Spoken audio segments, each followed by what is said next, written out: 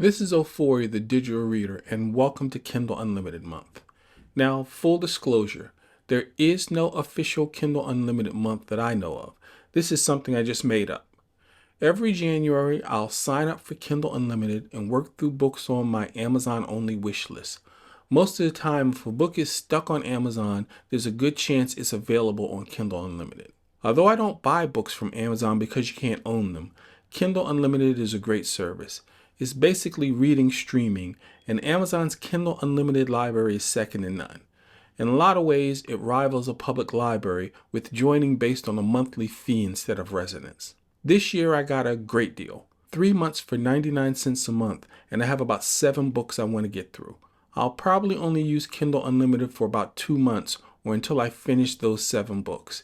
Even though I have 3 months, those are really the only books I'm interested in right now that are locked in Amazon's ecosystem. My plan going forward is simple. Throughout the year, if BookTube or someone I trust or listen to talks about a book that's only available on Kindle and I can't get it from Kobo, eBooks, or Google Books, I'll add it to my Amazon wish list.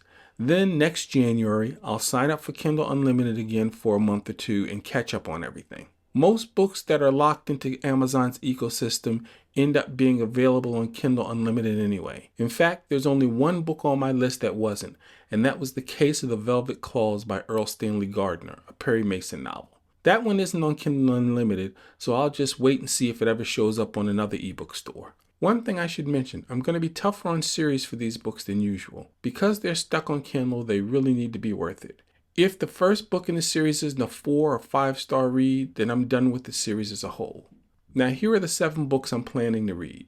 First up is Forging Hephaestus by Drew Hayes. I love superhero fiction, and I really enjoyed his book Superpowered, Drew Hayes' series about college students trained to become superheroes. Forging Hephaestus is also superhero fiction, but from the villain's perspective. Next is The Sword of Kagan by M.L. Wang.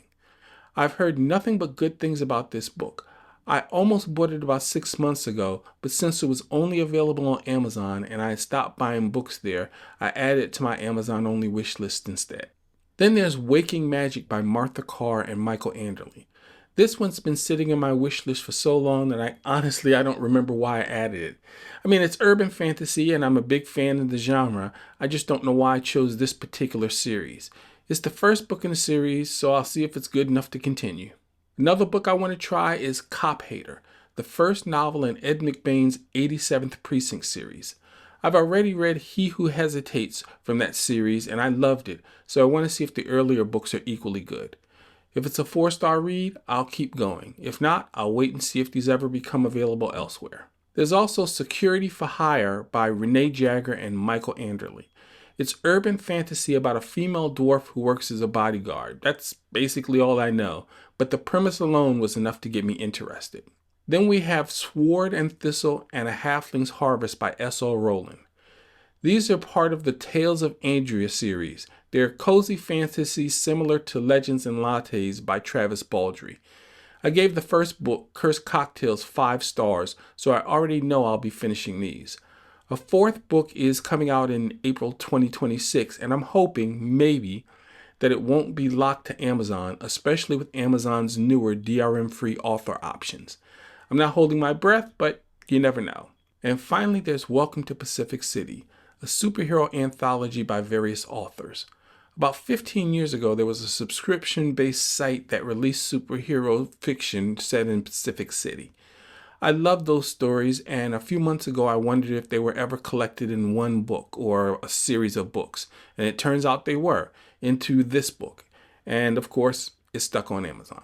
So that's the plan. Even though I'm calling this Kindle Unlimited month, I'm really just focused on getting through Amazon locked books using Kindle Unlimited. And since I got a 3-month deal, I'll keep reading until I finish all the ones I'm interested in this year. One last note. If you haven't used Kindle Unlimited in a while, it's worth checking to see if there's a deal for you.